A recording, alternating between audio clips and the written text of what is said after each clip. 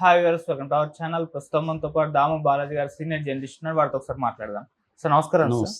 Sir betting apps issue ఒకటి జరుగుతుంది కదా సార్. ఈ నేపథ్యంలో రెండు పరిణామాలు చోటు చేసుకున్నాయి. ఒకటి ఏంటంటే సార్, ఇప్పుడు చాలా మంది నాన్ వేషన్ మొదలు పెట్టాడు, అంటే ఎవరెవరు బెట్టింగ్ యాప్స్ ప్రమోట్ చేస్తున్నారని చెప్పేసి తన సోషల్ మీడియాలో పెట్టడం, తర్వాత సజ్జన్ గారు రియాక్ట్ అవ్వడం, ఇదంతా చూస్తాం. ఇప్పుడు నాన్ వేషన్కి అగెనిస్ట్ గానే కేసులు పెడుతున్నారు, అతన్ని అరెస్ట్ చేయించే ప్రయత్నం అయితే చేస్తున్నారు.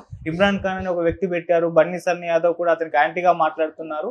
సో ఏం జరుగుతుంది ఇష్యూలో అని చెప్పేసి ఒక డౌట్ వచ్చింది. అంటే బెట్టింగ్ మాఫియా ఏమన్నా రంగంలోకి దిగి వీళ్ళిద్దరికి అగెనిస్ట్ గా, నాన్ వేషన్కి అగెనిస్ట్ గా ఏమన్నా చేసే ప్రయత్నం చేస్తుందా అని చెప్పేసి కూడా అనుమానాలు వ్యక్తం అవుతున్నాయి. అండ్ ఇంకోటి ఏంటంటే సార్, ఇప్పటి వరకు చాలా మంది స్టార్ల పైన కూడా కేసులు నమోదయ్యాయి. ఇటు బాలకృష్ణ గారి ఇన్వాల్వ్మెంట్ కూడా ఉంది. ఆయన అన్స్టాపుల్ షోలో కూడా బెట్టింగ్ ప్రమోషన్ జరిగిందని చెప్పేసి కూడా ఆరోపణలు అయితే వస్తున్నాయి సార్. మరి ఏం జరిగే అవకాశం ఉంది? దీనికి సంబంధించి ఏం చెప్తారు? బెట్టింగ్ యాప్స్ వ్యతిరేక ఉద్యమం ఆయన మొదలు పెట్టాడు. సే నో టు బెట్టింగ్ అని హ్యాష్ట్యాగ్తో ఎవరు సజ్జనారు, అది బాగా ఊపందుకుంది.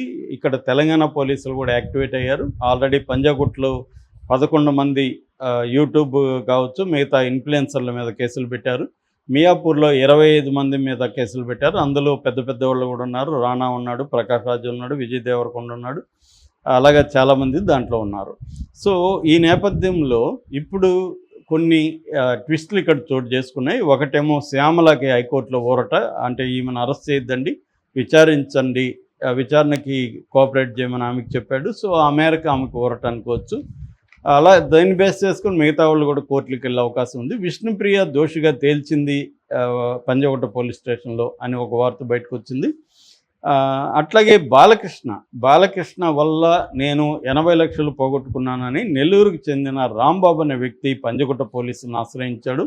మరి ఆ అబ్బాయి ఆల్రెడీ టీవీ ఛానల్తో కూడా మాట్లాడుతున్నాడు. ఆ అబ్బాయి చెప్పింది ఏంటంటే, అన్స్టాపబుల్ ప్రోగ్రాంలో బాలకృష్ణ ఒకసారి ఇటు గోపిచందు ప్రభాసులతో వాళ్ళు గిఫ్ట్లు ఇస్తారు. ఆ గిఫ్ట్లు ఇచ్చినప్పుడు ఒక యాడ్ వచ్చింది. ఆ యాడ్ Fun88 అనే గేమ్ ప్లే చేసి డబ్బులు సంపాదించుకోండి, ఇలాంటి గిఫ్ట్లు పొందండి అని వచ్చింది. నేను అది చూశాను, నాకు ప్రభాస్ అంటే ఇష్టం, ఆయన చెప్తున్నాడు, బాలకృష్ణ చెప్తున్నాడు అంటే ఇది వాస్తవమే అనుకొని నేను ఆ యాప్లో మెల్లగా డబ్బులు పెట్టడం మొదలుపెట్టాను. 2 ఏళ్లలో నాకు 80 లక్షలు పోగొట్టుకున్నాను నేను, నాకు న్యాయం చేయండి అని అతను నిన్న వచ్చాడు. సో బాలకృష్ణ మీద కూడా ఏమైనా కేసు పెడతారా అనేది చూడాలి.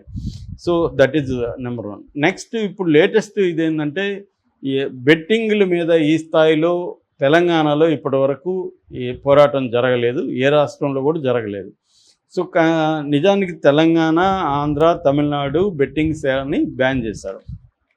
దీన్ని కొద్దిగా మనం వెళితే అసలు బెట్టింగ్ యాప్ని ఎవరు బ్యాన్ చేయాలి ఏందనుకున్నప్పుడు, మామూలుగా బెట్టింగ్లు రకరకాలుగా నేను చాలాసార్లు చెప్పాను. ఇప్పుడు వేరే విధంగా మనం చూస్తే డివైడ్ చేస్తే బెట్టింగ్ యాప్స్, స్పోర్ట్స్ యాప్స్ ఉంటాయి. స్పోర్ట్స్ యాప్స్ బెట్వే, 1x బెట్టు, ప్యారిమార్చి, ఐఓ క్రిక్ ఇలాంటి స్పోర్ట్స్ బేస్డ్ యాప్స్ ఉంటాయి. అంటే మనం క్రికెట్ కానీ, ఫుట్బాల్ కానీ, కబడ్డీ కానీ ఇలాంటి ఆన్లైన్ గేమ్స్ని ఆడడం, దాంట్లో డబ్బులు పెట్టడం, ఆ గేమ్స్లో డబ్బులు పెట్టడం, ఎవరు గెలుస్తారు అనేది, ఐపీఎల్ కానీ ఇవన్నీ స్పోర్ట్స్లో ఆన్లైన్లో బెట్టింగ్ చేయడం. ఆ బెట్టింగ్లో మనం అనుకున్న వ్యక్తికి గెలిస్తే, లేకపోతే మన టీం గెలిస్తే మనకు డబ్బులు వస్తాయి, లేకపోతే పోతాయి. That is one thing. రెండవది fantasy based betting apps. Fantasy బేస్డ్లో ప్రధానంగా Dream11, MPL ఈ 2 పాపులర్. Dream11 అంటే క్రికెట్లో 11 మెంబర్స్ని మనమే సెలెక్ట్ చేయాలి, మనం సెలెక్ట్ చేసి మన ప్లేయర్స్ని మనం పెట్టుకుంటాం. అట్లాగే వేరే వాళ్ళని సెలెక్ట్ చేస్తారు. అలాగా మన ప్లేయర్ మనకి విన్ అయితే మనకి డబ్బులు వస్తాయి. ఇది 1 కోటి 2 కోట్ల వరకు కూడా వెళ్తుంది. దీనికి ప్రవేశ రుసుము కూడా ఉంటుంది. దాని తర్వాత రకరకాలుగా మనల్ని వాడు లాగడానికి ట్రై చేస్తాడు. మూడవది క్యాసినో అండ్ కార్డ్ ప్లేయింగ్ అనమాట, గేమ్స్. అంటే పోకర్ డాజీ ఉంది, అడ్డా 52 ఉంది, క్యాసినో డే ఉంది. ఇలాంటి యాప్స్ క్యాసినోలో రియల్గా ఎలా ఆడతామో అలాగా అక్కడ కూడా మనం దాని మీద ఏదో రెడ్డా బ్లాకా ఇవి ఉంటాయి కదా, దాని మీద మనం బెట్ చేస్తాం. అది పడితే మనకు డబ్బులు వస్తాయి, లేకపోతే పోతుంది. నాలుగవది lottery and rummy betting apps. Lottoland, Rummy Circle, ఏస్-2 22-3 ఇట్లా ఉన్నాయి కొన్ని యాప్స్. ఇందులో ఏమవుతుందంటే రమ్మీ గేమ్స్ ఆడడం, లాటరీ టికెట్ కొన్నట్టుగా లాటరీ ఇది చేయడం అనేది ఉంటుంది. ఐదవది stock and crypto betting apps. అంటే స్టాక్ మార్కెట్లో ట్రేడింగ్ కావచ్చు, క్రిప్టో కరెన్సీలో పెట్టడం కావచ్చు, ఇది బినోమో, ఆక్టో ఎఫెక్ట్స్ ఇలాంటి యాప్స్ ఉన్నాయి. ఈ బ్రాడ్గా మనం 5 రకాలుగా వీటిని డివైడ్ చేయొచ్చు. ఇందులో నేను ఇంతకుముందు చెప్పినట్టుగా కొన్ని స్కిల్ బేస్డ్ యాప్స్, కొన్ని ఏమో ఫాంటసీ బేస్డ్ యాప్స్, మూడోదేమో ఛాన్స్ బేస్డ్ యాప్స్. సో ఇండియాలో మనకి నేషనల్ వైడ్ ఒక లా లేదు. గ్యాంబ్లింగ్ యాక్ట్ ఉంది, తర్వాత ఐటీ యాక్ట్ ఉంది, ఇవి ఉన్నాయి తప్ప మొత్తం ఇదేంటంటే స్టేట్ సబ్జెక్ట్ అనమాట. అంటే నేషనల్ వైడ్ బ్యాన్ చేయడానికి లేదు, ఏ స్టేట్ అదే చూసుకోవాలి. అలాగా 2017లో తెలంగాణ గేమింగ్ యాక్ట్ అనేది ఒకటి వచ్చింది. తెలంగాణ గేమింగ్ బ్యాన్ చేసింది, ఆంధ్ర బ్యాన్ చేస్తారు, తమిళనాడు బ్యాన్ చేస్తారు. దీంట్లో ఏమైందంటే కొంతమంది ఏం చేస్తున్నారంటే ఈ గ్రే ఏరియా ఉంది. అంటే ఇప్పుడు for example fantasy and skill based ఈ రెండింటినీ అలో చేస్తుంది గవర్నమెంట్స్. సుప్రీంకోర్టు కూడా ఫాంటసీ కింద ఫాంటసీ దాన్నే స్కిల్ బేస్డ్ అని చెప్పి వాటిని అలో చేసింది. ఓన్లీ ఛాన్స్ బేస్డ్ వాటిని మాత్రమే బ్యాన్ చేస్తుంది. ఈ క్రమంలో ఏం చేస్తున్నారంటే ఈ బెట్టింగ్ యాప్స్ ఇండియా నుంచి కొన్ని ఆపరేట్ అవుతున్నాయి, కొన్నేమో విదేశాలు మాల్టా, జిబ్రాల్టర్, కురాకావో ఇలాంటి దేశాల నుంచి ఇవి ఆపరేట్ అవుతున్నాయి. సో వాళ్ళకి అక్కడి నుంచి ఆపరేట్ అవుతాయి కాబట్టి ఇక్కడ ఉన్న చట్టాలు వాటికి వర్తించవు. సో ఇక్కడ కూడా ఏం చేస్తున్నారంటే ఛాన్స్ బేస్డ్ యాప్స్ కూడా మేము స్కిల్ బేస్డ్ యాప్స్ అని చెప్పేసుకొని వాళ్ళు గవర్నమెంట్ నుంచి పర్మిషన్ తెచ్చుకుంటున్నారు.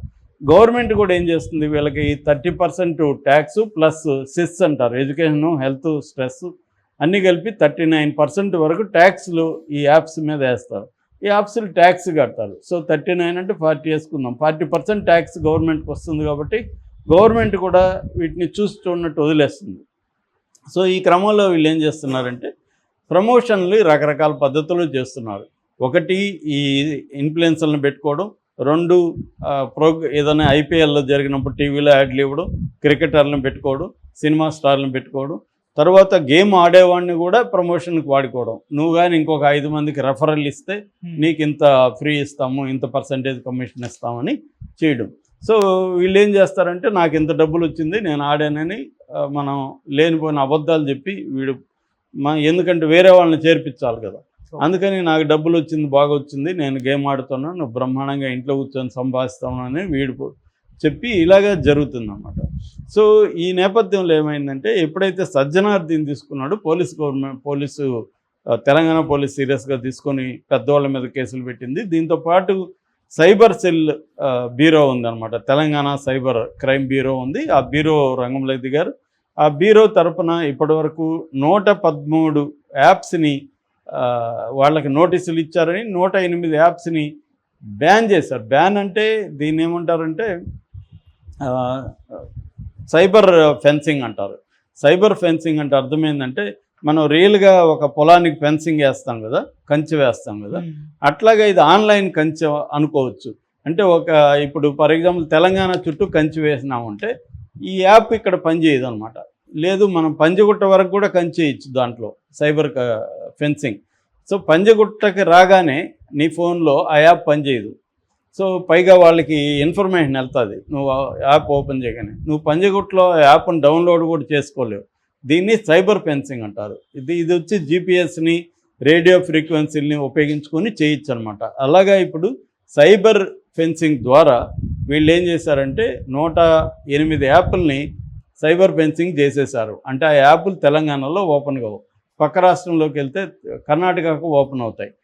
అయితే తెలివైన మనోళ్ళు ఇప్పుడు మించిపోయారు కదా ఆన్లైన్లో. వీళ్ళు ఏం చేస్తారంటే విపిఎన్ వాడతారు, వర్చువల్ ప్రైవేట్ నెట్వర్క్ వాడి. వీళ్ళు ఐపీ అడ్రస్ ఏ రష్యాలోనో ఏ సింగపూర్లోనో ఉంటుంది, వాళ్ళకి ఓపెన్ అయిపోతుంది. అట్లాగే కొన్ని టోర్ బ్రౌజర్ లాంటివి ఉన్నాయన్నమాట. ఆ బ్రౌజర్లు వాడితే కూడా ఆటోమేటిక్గా విపి అడ్రస్ మారిపోతుంది, ఐపీ అడ్రస్. సో దీన్ని ఎలా చేయబోతున్నారు అనేది చూడాలి. అంటే ఇది అంత ఈజీ కాదు, యాప్ల్ని బ్యాన్ చేయడం వీళ్ళ మీద కేసులు పెట్టినంత ఈజీ అయితే కాదు.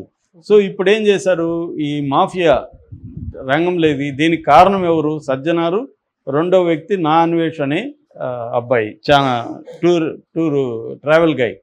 సో ఇప్పుడు నా అన్వేష్ మీద కేసులు పెట్టిస్తున్నారని వార్తలు వస్తున్నాయి. దీంట్లో ముఖ్యంగా పరేషన్ బాయ్స్ ఇమ్రాన్ ఖాన్ నిన్న మీడియాతో కూడా మాట్లాడాడు, పోలీస్ స్టేషన్లో కూడా కేసు పెట్టాడు. తర్వాత రేవంత్ రెడ్డికి కూడా ట్యాగ్ చేశాడు. ఎందుకంటే నా తల్లిని తండ్రిని వాడు బూతులు తిట్టాడు, నా తల్లి పాత బస్తీలో వ్యభిచారం చేస్తుందని అన్వేష్ మాట్లాడాడని ఆ వీడియో కూడా పెట్టాడు.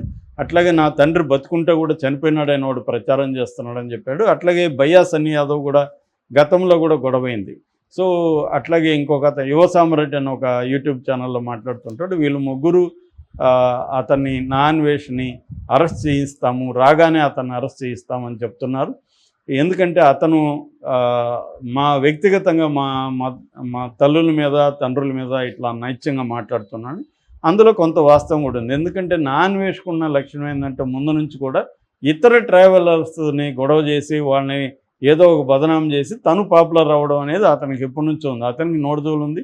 అతను గతంలో ఉమా ట్రావెలర్ కావచ్చు, రవి ట్రావెలర్ కావచ్చు, ఇలాంటి వాళ్ళతో అంతా కూడా గొడవలు పెట్టుకోవడం. అట్లాగే బయ్యి సన్నీ యాదవ్తో అయితే చాలా రోజులు ఇద్దరికి టగ్ ఆఫ్ వార్ పడింది. అతను ఏంటంటే కావాలని కెలికి తను పబ్లిసిటీ అవ్వాలనేది అతని ప్లాన్. అది సక్సెస్ అవుతుంది. అలాగే అతను ఆ క్రమంలో అతను చాలాసార్లు నోటు దురుసుగా మాట్లాడడం, మళ్ళీ క్షమాపణ అడగడం, ఇవన్నీ చేస్తాడు. ఆ మధ్య జగన్కి వ్యతిరేకంగా కూడా ఏదో మాట్లాడి మళ్ళీ సారీ చెప్పి ఇవన్నీ ఇతను చేస్తుంటాడు. ఇప్పుడు సజ్జనార్ మీద కూడా